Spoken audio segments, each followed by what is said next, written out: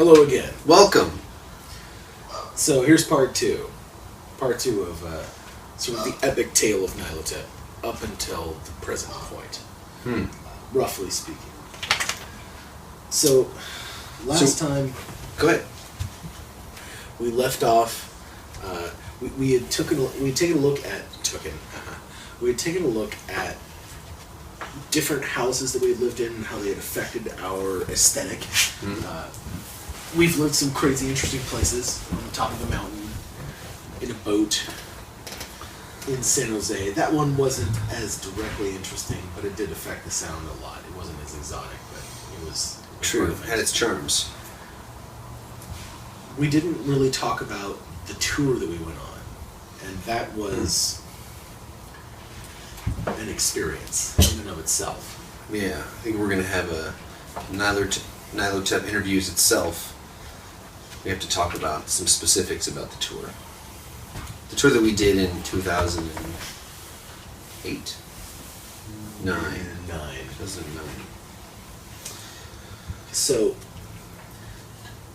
let's see how to begin it. Well, I have an idea. What's that? One of the fun ways you can prepare to go on a tour is to have a vehicle to go on the tour with. And we had a really unique situation, as I'm sure many bands have had, where we had a tour van working, an old Econoline Ford 460 big block, old thing, that Hornet's Nest when we got it, but I believe the price was free from Invictus job at the time. Yes, he worked at a school and they didn't need their van anymore. They just didn't need it, and it wouldn't smog. So we're like, we'll deal with the problems. We need to go on tour. And so with Evan's hard work, actually mostly you, I think, you got like the temporary badge of awareness, like okayness, but it was basically for the length of the tour. And temporary badge, ready to go, went to court to cover. How many times did you have to go back to the smog place? I don't remember, but it was a lot. It was difficult getting it to... Well, okay, it was mechanically functional. It just wasn't... It was just dirty as hell. And so it was hard to get it to smog. There's a lot of court stuff and tickets and this and that and the other. Because of its mixed ownership, it sort of still belonged to the school. Right. But they didn't need it. They hadn't transferred the name yet into Phil's name, but he didn't tell us that. And so... Yeah, it was a mess. Like one time I was driving around with Corzum and we got pulled over and we're like, look, I swear we're in a band together, okay? Yeah, it's registered to a school, but that's, okay, no, it's not a school of rock, okay? The other guy who works at the school, he's not here right now, but I swear we're in a band together. And the cop's like, do you know how bad this looks? Like driving around this van and you're like, swear you're in a band with some guy who works at the school. It belongs to a school, dude. And I'm like, we didn't know that. So we got tickets and we had to clear those and everything. Anyways, this vehicle went through some stuff to come into our possession. And the day before we left, the battery completely died. And I heisted the battery out of my 68 Camaro to go on tour with. The van was interesting. The van had a cooling leak, and thus you had to pour fluid into it a lot. I mean, if you were driving it continually, every hour or two, you should really pull over and put some water in the front. Yeah, we learned, I remember going up Mount Shasta, that it wasn't good enough just to put it in the plastic reservoir. That was easy. No. In fact, you had to wait for it to cool off, and then you had to open the radiator and pour in the water. There were occasions where we had to put our urine into the radiator, I recall. Yeah, good one. Yes, we ran out of fluid. There's no more water. There's no more appropriate fluids, and we're going uphill. So there's no. Oh, well, we'll just coast or something. Wait till it's cooler. It's like blazing hot in the middle of the day in the summertime. We're going uphill. And we donated some urine to the radiator and managed to make it to a shop where they realized that we were a band on tour and took pity on us. It was nice. They were really nice. They gave us lots of containers and like, here you go. Here's lots and lots of water, so you can make it a lot farther. I remember we bought alcohol right before the border because we were like, can't you drink in a car in Oregon? We had heard some loose law. I just about believed that. you about that too. Like, Yeah, and so I think still if you're don't know like if a that's passenger, it's like it's mostly fine in counties. I don't really know, but we bought booze, and whoever wasn't driving was definitely drinking the whole time, going through Oregon. But it was fine. Nothing ever happened. I remember we got to Portland and we thought it would be a big, busy show, and it was one of those shows at like a big, well-known venue, but it was mostly like my mom and the other bands, and It was super small. Nobody was there. We thought it's so funny. One of the things about tour was that we got taught that one's expectations of a show are very disjointed from the reality. The reality is in the hands of a great many people, and whether or not they go and how they choose to experience it, and that's far beyond the estimation powers of us. And so there were certain shows that we thought would suck. And there were certain shows that we thought were great, just on paper, where they were and what we had heard about bands that might be there. And a lot of the time we were wrong, good and bad. yeah, So Portland we thought it was going to be great. This was in this big town, and cool bands were supposed to play, but then cool bands semi-broke up or had a hiatus right before. Something like that. And we got our venue switched and this and that, and 6 people in the audience, yeah. and 3 of them were members of the band we were touring with. Yeah. But there were some really cool shows too. Our very first show on the tour. Yeah. I remember we drove down south, played in LA at the Black Castle, and it was pretty full. There was a big stage. It was pretty cool. Sound system was pretty huge. Played with some really cool bands. Oh man. But you remember what happened, right? I do remember what happened, and so does the live album. Yes, we got it all on the live album. So it was the first show of the tour, and it was the biggest stage I had ever been on. And there were maybe 100 people there, and it was awesome, but a lot of pressure. We'd just driven off it was our first spot, and so Remember we were nervous, like parking the van outside. Remember that we were feeling a little afraid about the neighborhood, looking kind of sketchy. and also there were just lots of people there. Yeah. And so there were some bands that played, and the tension rose, and we went, nope, we're going to nail it because we're great. And so we went set up and played, and I think we played like ferociously. Yeah. We played really fast and hard. We played maybe 10 to 30% faster at any point, and blitzed through, a 15-minute song in 12 minutes or so, which is a lot when you think about it. And we got to the end, to the last song of the long set. Yeah. Long song. Longest song. 18 and a half minutes, shrieking in the room of honor, shrieking inside of the old man. And there we were, right at the point where, according to the song, and according to sort of the shape of the album, there's supposed to be mandolin right there. Electric acoustic mandolin, with chords that would rock like a screaming ghost. And he would plug it into a ton of reverb into the mesa. Yeah, Mesa Boogie, triple rectifier. So loud. It sounds like ghosts fighting each other, but in perfect harmony. And so the idea was that sort of big chord setup, and it's supposed to be 2, 3, 4, 5, 6, 7, 8, go on the mandolin. Yeah. And we had this practiced pretty well. And thus, I didn't even look at it. It was what to do. Yeah, I was like looking at the crowd like, yeah, we're going to switch to mandolin. Cool guys don't look at their guitars switching to mandolin. They know what's going to happen. Yeah. And Drew's finish up slow drum part, looking out at the audience, and then No mandolin. It doesn't happen. Yeah, all of a sudden, you and I are playing the song. Adam's off the stage. He runs off the stage, and that is a response I did not expect. Yeah. And I was ready for playing, or not playing loud enough, or for a variety of things. Sure, something. So he left. He runs off. And so, in that moment, it was like, okay, our very first show on the tour, biggest stage we've ever been on, good amount of people there. It's going pretty well. We went really fast, and we're raging at the very end of the longest song. The crescendo of the entire set. Yeah.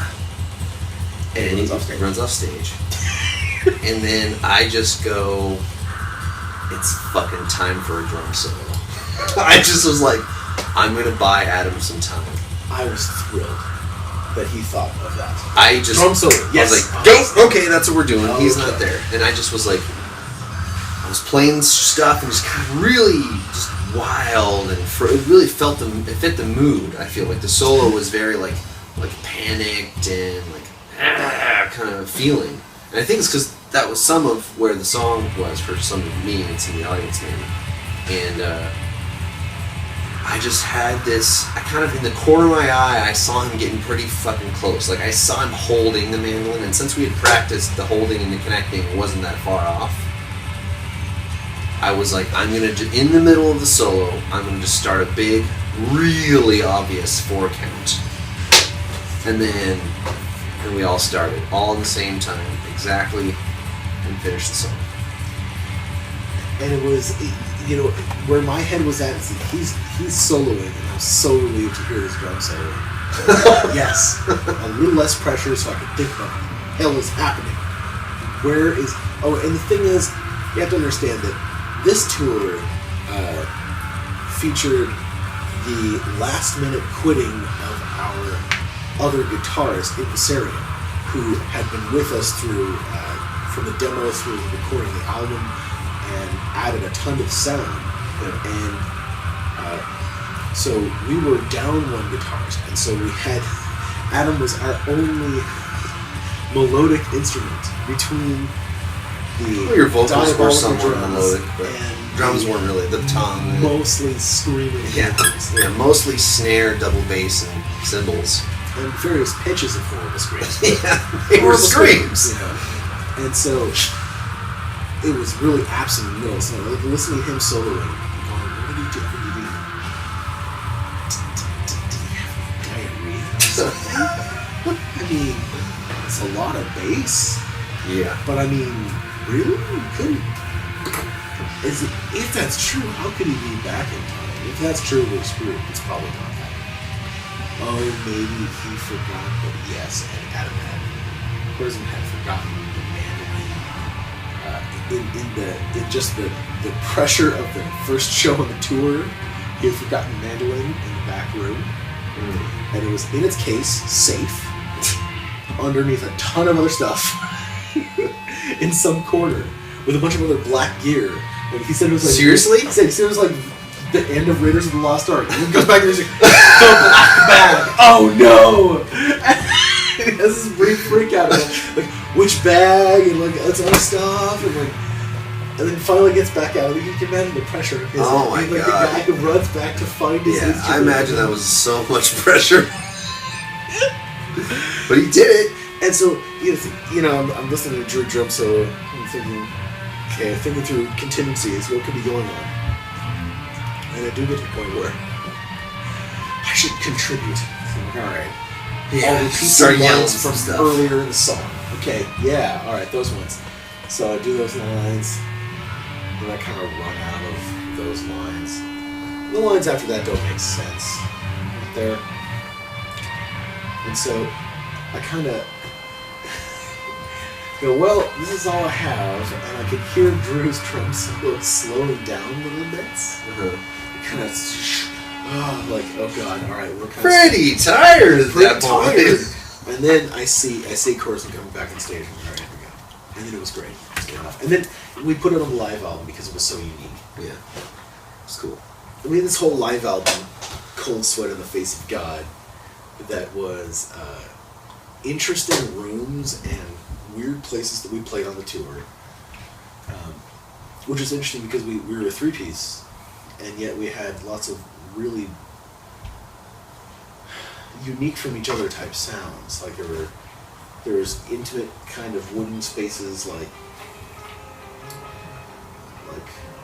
the Alibi in Arcata, and then big vast spaces like Black Castle and Yeah.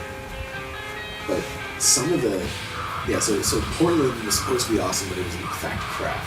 It was playing for the mother of Solipsis, her friend, and two other guys. But then we played like the sports bar in Anderson. Yeah. Anderson, California. This sports bar. I know where my brother lives. Right in. Like local band opened up, and they had a lot of energy, and it was like the crowd was really into it, and their music style was different, and it was a little more approachable, I guess. And the crowd was super into it, and then we went on, right? I think it was the other way around. Did we go first? We went first. Huh. And because they were the local favorites, they went later on. Huh. I don't remember. I mean, I believe you. But the thing about Anderson was that Anderson was outside of Modesto, and Modesto is already kind of Reading. Reading, excuse me. Yeah. I mixed up Sure. my outside of towns. Shoot, sorry, people in Modesto and or Reading. It's outside of Reading, and it was a sports bar in the daytime. Yeah, the sun was out. Summertime, and the sun was definitely out. And Anderson was a very warm town.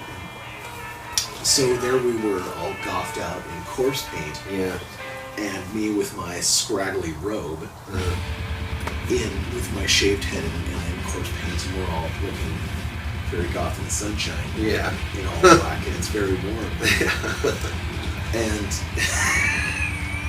there's a sports bar and grill.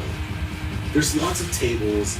It's sort of a stripped down Applebee's. Kinda. A little bit.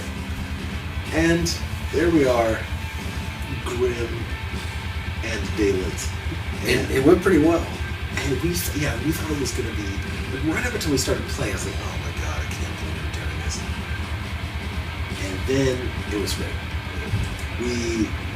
We did something that was truly different for them. So many people came up, never seen anything like that in anything. Yeah. That was so cool and different. The other bands were like, I've never seen somebody play like that. You guys were a totally different style. It was fun. It was, it's like I don't even think to play my guitar up there, like in that space. I'm all down here. You guys are all, but it's great though.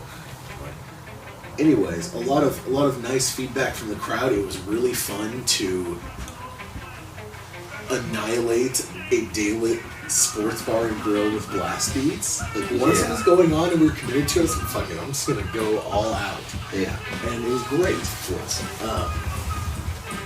It was unexpected. So things like that would happen too. Remember another really good one. The topic of good ones in tour was the really nice woody place. Thanks, Loki. The really nice woody place, Arcata, that was like a diner, and it was also a venue for metal in the town square. The Alibi. The Alibi, yeah. Yeah. That show was really cool and a little bit different because I set my drums up a little sideways, which we had talked about a lot on the tour, but didn't do very much.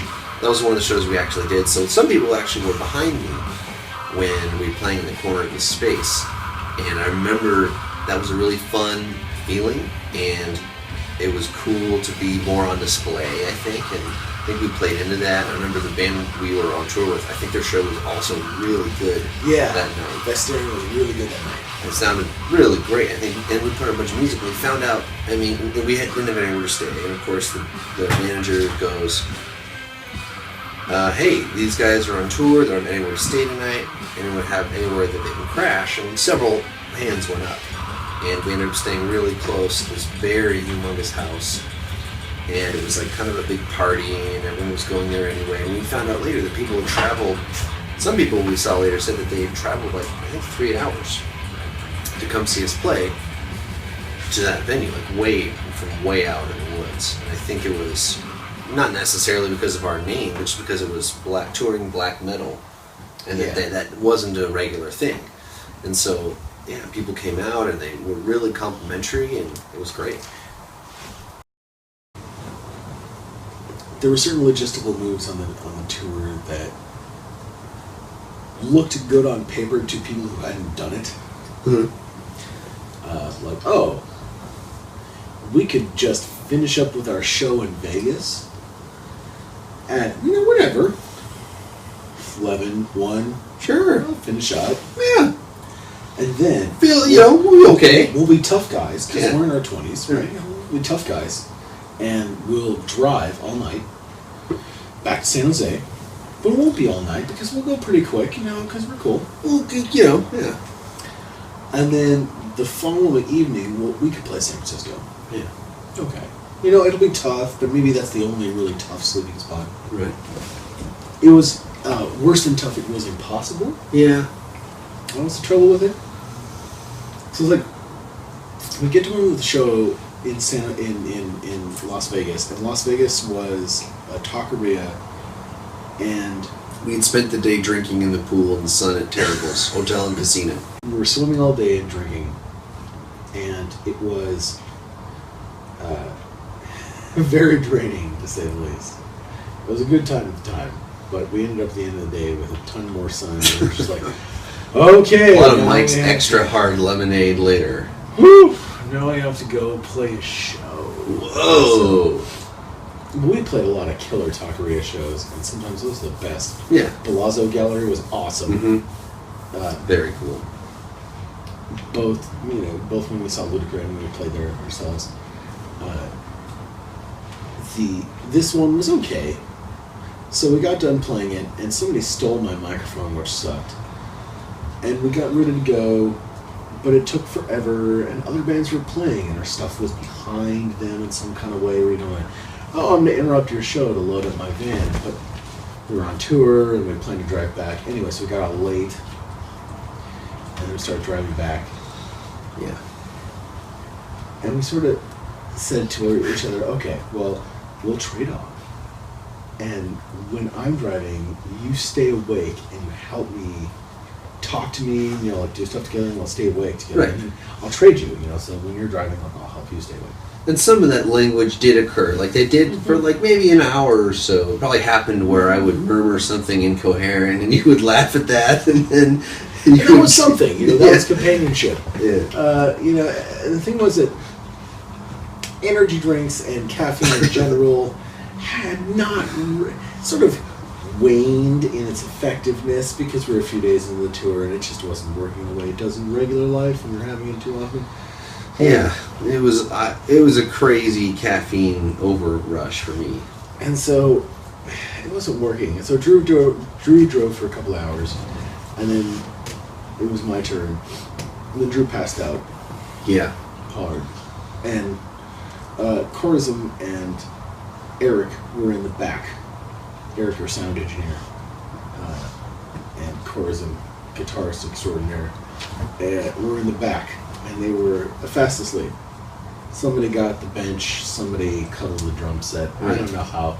I'm sure there's drama back there about how that went, but Drew's passed out, mostly sitting up in the passenger seat. There I am driving solo. And it just, if you drive along I-5, which many people have in California, it's sort of the backbone of the state, besides the more legitimate backbone being a Sierra Nevada, besides that, freeway-wise, you can see these rolling, tumbling, yellowy hills. And I often did as a kid wonder what the heck is out there. Well, there we were driving in the middle of that stuff between Vegas and Bakersfield, going the way that, I don't know, Might have been Google Maps, might have been MapQuest at that time. I think it was MapQuest. Paper printed out. Oh yeah, MapQuest. paper printed out MapQuest, and that was good too because with all our phones. We had a binder with all this in here beforehand. Mm-hmm. Made up an itinerary. We had receipts from everything. Very We ran it. professional. We ran it. Doves smashed into the radiator. We ran it. Yeah. We actually did have a pair of turtle doves smashed into the radiator the entire tour. That's a little fact. They were flapping their stuff. Yeah, and I'm sure that contributed to the radiator leak, which was a central feature of the van experience. Yeah, the Anyway. radiator leak had a lot of challenges associated with it for the tour. So, I'm there driving in the middle of the night by myself. Drew's unwakeable. Sometimes I'll, bug him and he'll be, "What? You're gonna help me stay awake." "Sorry." And he just pass back out. Like, well, he's being honest. Driving along. Alright, I can just get home or get to a town maybe. We could park at a hotel, I don't know. And then I begin to fall asleep uncontrollably. No choices, just fall asleep uncontrollably. And while driving, so, ba-jum. Oh shit, back on the road. Not the safest choice. No, you do maybe one of those, and I was, 20-something and foolhardy and thought, okay, maybe I could just use my willpower. Happened a second time, okay, never mind. And so pulled over to a wide spot in the road, and they're passed out of the back, Corzman and Eric, and Drew's passed out in the passenger seat. I can't sleep sitting up. So I pull over to the side of the road. Forget it. I'm going to be the tough guy and just go sleep outside. And so my options were on top of the van, which in retrospect might have been a nice option. Right. Could have worked out. But instead, I was scared of rolling off the top, and I didn't want to hurt the van getting up there. That's a big guy. Like, all right, I'll just lay in the ditch next to the van. So I get the sleeping bag and roll it out. Get in the sleeping bag and curl up. And I'm exceedingly tired. Yeah. Incredibly Crazy tired. levels of Crazy levels of You tired. went going crazy. Yeah. And there are these 18-wheelers that roll past on the surface that I'm lying my little head on. And shakes everything. It's this fucking incredibly loud thing you can't conceive of sleeping next to. And it happens at a random interval sometime in a 15-minute period. Some truck rolls by. Between those, as I doze off for little bits, the brain starts to throw in horror movie dream extras. Truck rolls by. Oh, footsteps approach your head. Crunch, crunch, crunch. Wake up! Oh no! Okay, there's no one here. Oh, brain. Alright, okay, we're officially deselecting your sensory input. Okay, lay back down. And we go, okay, could be the Zen master here, and my brain is just making stuff up. It's understandable, it's too tired. Okay, ignore the sensory input, go to sleep. Lie there and go to sleep. Works for a little while. I get this creepy, crawly feeling, like on my ankles. Like, oh, good one, brain. Oh, yeah, okay. Ankles, very well. Oh, bugs, yeah, okay. First it was serial killers walking up, and now it's bugs. Yeah, it figures you'd pull that next. Yeah. Whatever. I'm above it. I'm a Zen master. Oh my god, it's real. Jump up, throw the sleeping bag off. There's bugs on my legs, various varieties. There's ants, there's pincher bugs, stuff. And there's bites. Life. And I start to swat these things off like, ah! Yeah. And I pull the sleeping bag out of the way to find that it is teeming underneath with all kinds of bugs. Millipedes, earwigs, silverfish, spiders, predators, levels of the food chain, operating, and just all hanging out under the warmth of my body. Right. And I'm like, oh, maybe he'll die soon. We'll get to eat his innards. How were you feeling about that when you were swiping the bugs off? Like, how was that feeling? I was very angry and very upset at the situation. Yeah. And after figuring out for sure that there were no bugs in my crotch or other places, I became very frustrated. I was like, it was time to go. Very well. There is no more sleeping. Sun was up. Nope. There's no more sleeping. It's like 5:30 a.m. in summertime and, 7 miles outside of Bakersfield. Okay.